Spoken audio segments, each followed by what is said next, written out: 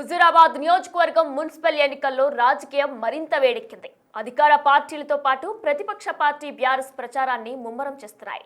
గత 2 ఎన్నికల్లో నియోజకవర్గంలోని హుజూరాబాద్, జమ్మికుంట మున్సిపాలిటీలో బీఆర్ఎస్ సత్తా చాటింది. మాజీ మంత్రి, ప్రస్తుత ఎంపీ ఈటెల రాజేంద్ర ఇక్కడ ఎమ్మెల్యేగా వరుస విజయాలు సాధించడంతో అప్పట్లో బీఆర్ఎస్ కు ఎదురు లేకుండా పోయింది.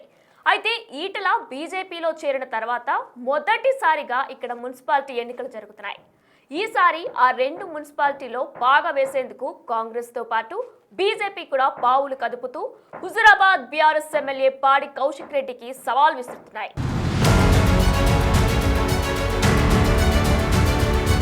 కరీంనగర్ జిల్లా హుజూరాబాద్, జమ్మికుంట మున్సిపాలిటీల్లో ఎన్నికల కోలాహలం పతాక స్థాయికి చేరుతోంది. ఆ 2 మున్సిపాలిటీల్లో బీఆర్ఎస్, కాంగ్రెస్, బీజేపీల మధ్య త్రిముఖ పోరు నెలకొంది.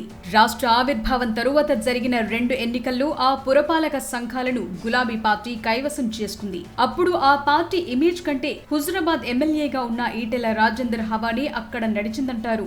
2004 నుంచి 2021 వరకు హుజూరాబాద్ ఎమ్మెల్యేగా ఈటెల రాజేందర్ అప్రతిహతంగా గెలుస్తూ వచ్చారు. అయితే మారిన రాజకీయ పరిణామాలతో 2021 బైపోల్స్ లో ఈటెల బీజేపీ నుంచి పోటీ చేసి 7సారి విజయం సాధించారు.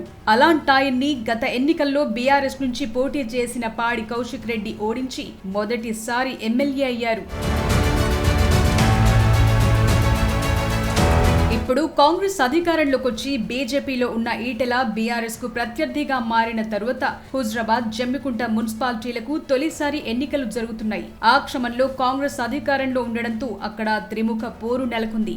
బీఆర్ఎస్, కాంగ్రెస్, బీజేపీలు ఆ 2 మున్సిపాలిటీల ప్రచారంలో నువ్వా నేనా అన్నట్లు దూసుకుపోతున్నాయి. ఇప్పుడు రాజేందర్ ఈ ఎన్నికలపైన దృష్టి పెట్టడం లేదు. కేంద్ర హోంశాఖ సహాయ మంత్రి బండి సంజయ్ ఈ 2 మున్సిపాలిటీలపైన ప్రత్యేక దృష్టి పెట్టారు.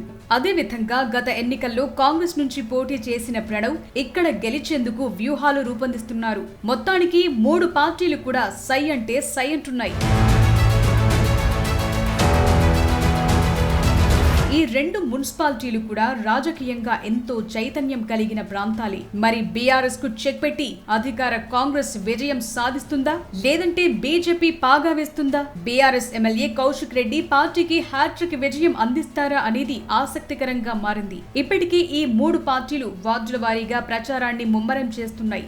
ఏ చిన్నపాటి అవకాశాన్ని కూడా వదలటం లేదు. పాడి కౌశిక్ రెడ్డికి ప్రస్తుతం ఉన్న పరిస్థితుల్లో ఈ 2 మున్సిపాలిటీలు అత్యంత కీలకంగా మారాయి. గతంలో మాదిరిగానే మరోసారి తమ పార్టీనే పాగా వేస్తుందని ఆయన ధీమాతో ఉన్నారు.